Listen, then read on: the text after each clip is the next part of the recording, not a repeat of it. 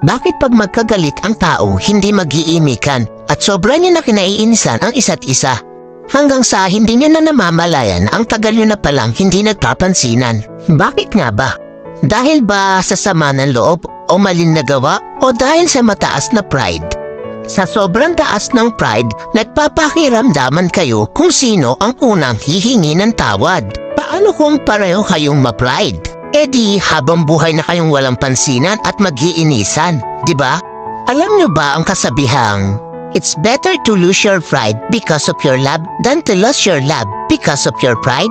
Hindi naman masama kung itapon mo muna ang pride mo para sa taong mahalaga sa'yo. Kaysa naman itapon mo yung pinagsamahan nyo ng dahil lang sa pride mo. Wala namang masama o mawawala kung ikaw ang unang lalapit o iimik. Ika nga ang nagmamataas ang siyang ibinababa at ang nagpapakumbaba ang siyang itinataas.